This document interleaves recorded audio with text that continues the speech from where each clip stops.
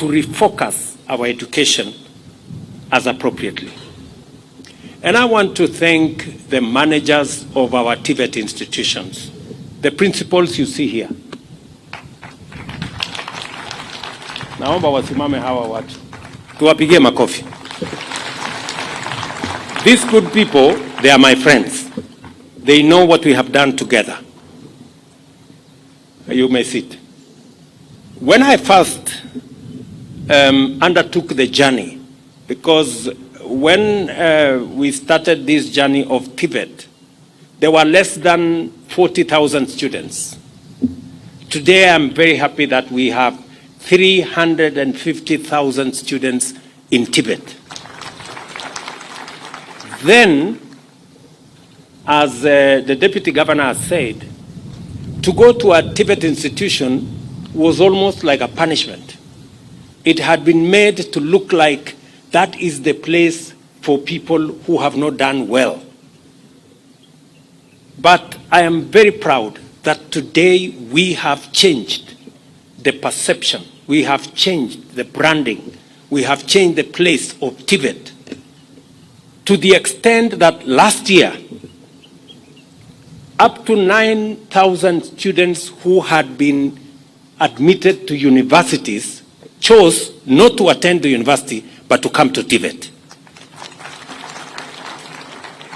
Because it has been proven now that TVET presents an opportunity for practical skills, for people to acquire knowledge, to acquire competencies that have significant relevance to where we want to go as a people. The strategic design of our bottom-up economic transformation agenda is to accelerate economic growth by investing in its critical pillars in a manner that creates employment for millions of talented, motivated, educated young people. The better plan, therefore, makes our young people the frontline actors in our quest for inclusive growth. And I want to speak to the young people of our nation. If you look at our plan, young people are front, back, center, left, right of our plan. Whether it is agriculture that we are focused on food security, we are working on how do we reduce the age of our farming community from 60 downwards, because it is the only chance we have to transform our agriculture and underwrite our food security. Whether it is our SMEs or manufacturing or the investment we are making in our special economic zones, our county aggregation industrial parks, that whole ecosystem is about young people and the employment that is potent in those spaces. Or whether it is our pillar on digital superhighway, it is about how we can monetize the talent, the knowledge, the expertise of the young people of Kenya using our digital platform. I was very happy this morning. I went to the ICT hub here in Nyeri. And Mike, a gentleman from the village here, was telling me how in the last 6 months he has made 500,000 working online.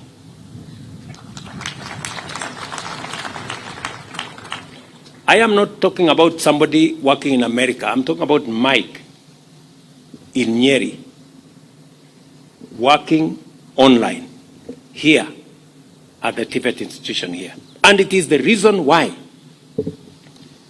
as a government, we have made changes to the CDF Act so that members of parliament like my good friend Madenge here of Nyeri town, they now have an opportunity, and we have agreed with them that every ward in Kenya, the same way we have a TVET here in Nyeri Polytechnic, every ward in Kenya must have an ICT hub. We are going to equip those ICT hubs. We are going to connect them to internet. We are going to provide computer apparatus.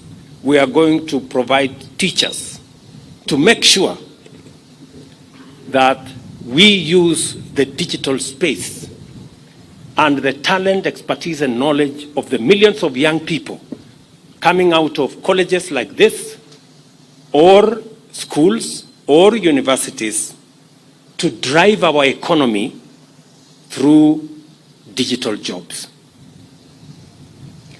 That is the commitment we have made.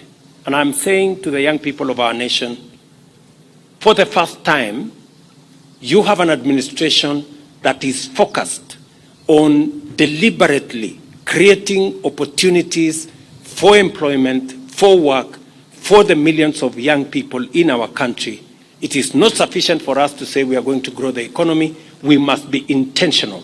We must be deliberate on where we are going to create these jobs, whether it is in our housing plan, whether it is in our special economic zones, whether it is in our county aggregation industrial parks, whether it is in our ICT hubs. The focus is on getting young people in Kenya with their knowledge, with their skills, with their competencies, with their talents, to be able to monetize them and contribute meaningfully to driving our economy. And that is why we are also intentional on dealing with those who want to corrupt our young people with drugs, with illicit brews, and we have put down our foot that it cannot be business as usual. We cannot have a drinking nation. We must have a working nation. It cannot be both ways. And so those who are telling us that we have closed their bars and they are unhappy with us, surely. Ile hasara tumepata na madawa ya kulevya, you go to centers, you go to towns, you go to estates and villages, and you find young people who can hardly stand straight because of drugs, because of... That is unacceptable. And therefore, we are going to be firm, we are going to be forthright, because I know for sure nobody is going to die because they were not drunk. Hakuna mtu atakufa kwa sababu hajalewa. Na kama kuna mtu atakuwa mgonjwa kwa sababu atalewa, tutampeleka hospitali. The defining impact of this event is the outline that TVET sector's role in a rapidly transforming economy as the Africa Continental Free Trade Area takes shape swiftly, and our country aims to achieve newly industrialized status within a decade.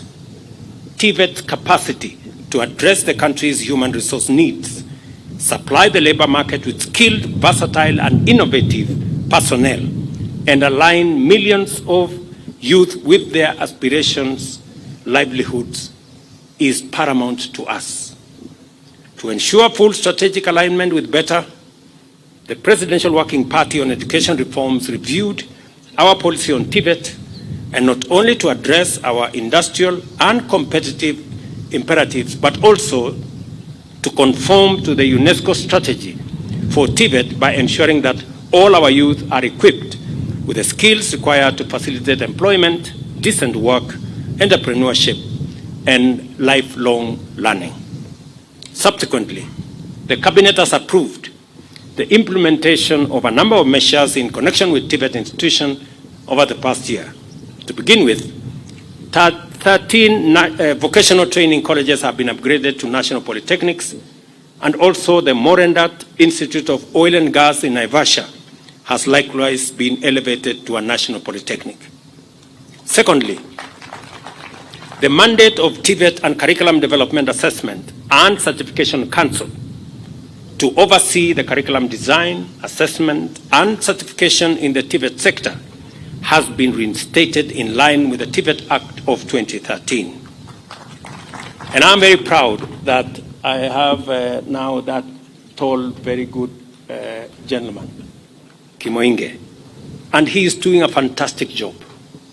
Somebody somewhere, for strange reasons, decided to abolish SIDAC and take this whole TVET sector back to the Kenya National Examination Council.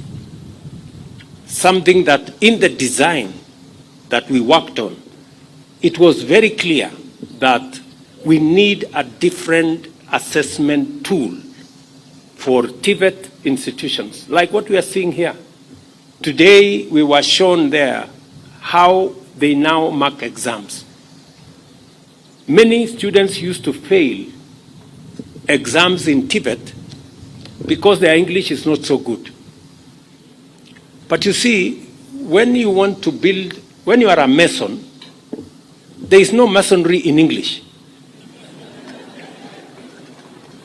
Masonry is masonry by any whatever language. So if you are not good in English, it is the reason why you are a mason, because you are not an English speaker, you are not an English teacher. So instead of marking the English, mark the masonry skill. And that's the difference we are making. And therefore, I want to congratulate SIDAC. Please take up the responsibility of making sure that our young people acquire the skills without hindrances from other extraneous matters. Just imagine that hapo nyuma mtu amekuja kusomea useremala, anapata A kwa skill ya useremala, lakini kwa sababu ile examination iko na English, iko na maths, iko na sijui nini, anaanguka maths na English na nini, mwisho anasemekana hiyo exam yote ameanguka. Na hajakuja kusomea hesabu, hajakuja kusomea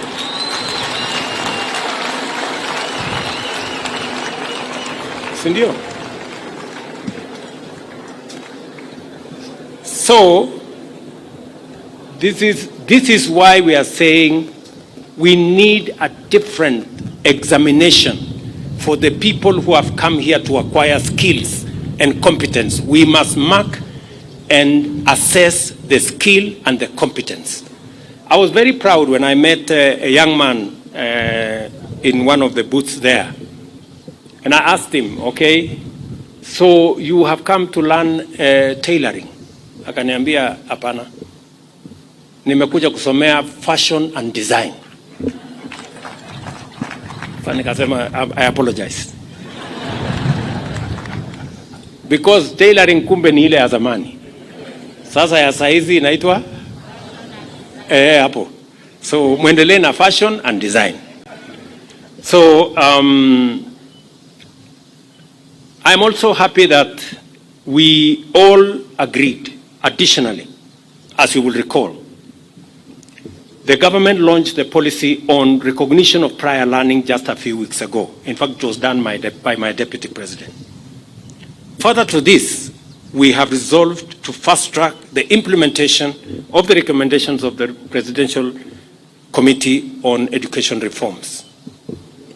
This financial year, we have allocated 28.3 billion to TVET institutions and intend to keep raising the allocation in future until we achieve an optimal level of investment. At the same time, the recruitment of an additional 2,000 TVET tutors is underway, with a view to bringing the total number of tutors hired under the BETA to 4,000. Similarly, we are in the process of equipping 70 TVET institutions with the state-of-the-art equipment under a partnership with the government of China. And I just announced to you that I got the response this morning because I visited China last year with this intention. This morning it was confirmed that the funding had been approved. We are serious about introducing our youth to the best skills, knowledge, and technology that is available globally. I have also instructed the ministry when I was in Italy about 2 months ago. I agreed with the Italian Prime Minister to support our TVET, 40 of them. So there is now consultations between our ministry and the government of Italy for us to equip another 40 technical training colleges with additional equipment as we improve the quality of our learning and enhance the skills transfer to our young people and make our TVET institutions truly international. Let me also say we have already 113 Jitume centers across the country, and we decided to start the Jitume centers where we have computers, internet, and other facilities available. We started them with every TVET. In fact, it is our intention that as we wait for the ICT hubs that will be built by our members of parliament, we will deploy 20,000 computers in our TVETs, all our TVETs. We are on course. 113 have already been equipped.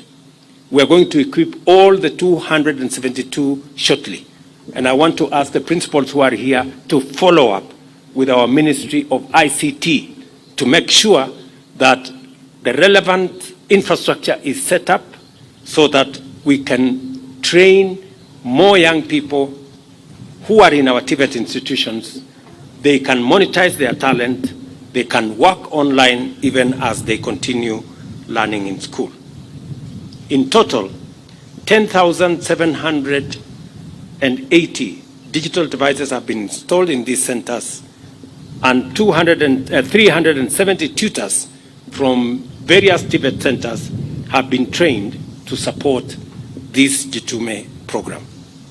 I am particularly encouraged that the National TVET Blueprint provides for a workforce development strategy that fosters youth employment in the country, and that the Presidential Working Party on Education Reforms has been able to implement full convergence of our policy frameworks and with a strategic agenda for national economic transformation. The institutionalization of linkages with industry, strengthening of open distance e-learning, implementation of CBC, promotion of lifelong learning, streamlining teacher-trainer program in TVET, and the digitization of TVET curriculum delivery are among the key outcomes of this convergence facilitated by the Presidential Working Party. It is clear, then, that we have laid a firm foundation for the modernization of TVET in Kenya in order to make it a fundamental driver of every aspect of our plan. These celebrations provide an opportunity to profile TVET positively as the vehicle of opportunities for youth and a catalyst of our transformation. TVET at 100 is also our launching pad to deploy the competence-based education and training curriculum for TVET to explore unfolding possibilities, including the integration of intelligent digital technologies into manufacturing and other industrial processes, the digital economy, big data, artificial intelligence, automation, robotics, and machine learning. I am therefore delighted to preside over the launch of TVET at 100, which positions Kenya's TVET sector as the bearer of our nation's brilliant torch of transformation. I urge you to traverse the country as you spread the word about the historic contribution and future promise of TVET. Each and every one of us here, including the hundreds of thousands of young people that are in the TVET ecosystem, I want to assure them that we will go out of our way. We will do whatever it takes to make sure that TVET plays its rightful role in generating the quality manpower that will drive the transformation of our country. I also want to tell the TVET students that in the ecosystem of the plan that we are putting together, there are opportunities in every sector of our plan, from agriculture to EPZs, to our special economic zones, to our county aggregation industrial parks, to our G2 centers, to all the sectors, including our UHC program, has opportunities for young people to play their rightful role in driving the economy of our country. And that opportunity is spread both locally and internationally. We have a deliberate program also of making sure that Kenyans run the world by exporting our labor across many borders. We are concluding bilateral labor agreements with 19 countries where we want to provide opportunity for young people from Kenya with different skills. The conversation to work in those areas. So as you go through your learning processes in Kenya, the young people must set their eyes on the horizon, knowing that there are opportunities locally, and we are fashioning those opportunities deliberately, but there are also opportunities beyond our borders. Because the same way others have gold, we have our human capital as the premier export that Kenya can give the world. And I am looking forward to the days when Kenyans will be running the economies of Europe and America, because that is a reality that we can achieve in our lifetime. Go forth and share with our young men and women throughout the country the scope of opportunities that TVET can unlock for their benefit. Today we light the flame of learning, entrepreneurship, innovation, and work. Let it light our path for decades to come until we achieve inclusive growth and sustainable development. I'm very proud to be in Nyeri again today. I know we made a commitment to this great institution. I have discussed with Principal Mwangi on some of the aspects of infrastructure required in this school. He has informed me of the gaps, and I have committed that I will do something about it so that Nyeri National Polytechnic can play its rightful place. I know that in your neighborhood here,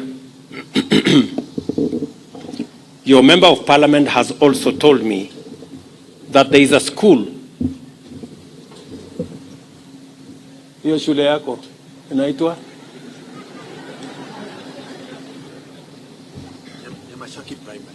Nyamachaki Primary is your neighborhood here.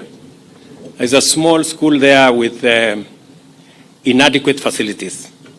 And Mheshimiwa, because they are neighbors to this school, I am going to commit 10 million shillings for now. And to see how we can upgrade that school, because I'm told there are 2,600 students, and they are learning in not so very good condition. Your member of parliament has been on my case, and he told me, unless I say something here, things may not be very good, and I may not be allowed to leave this place. Thank you, sir. So, and you can see with his height,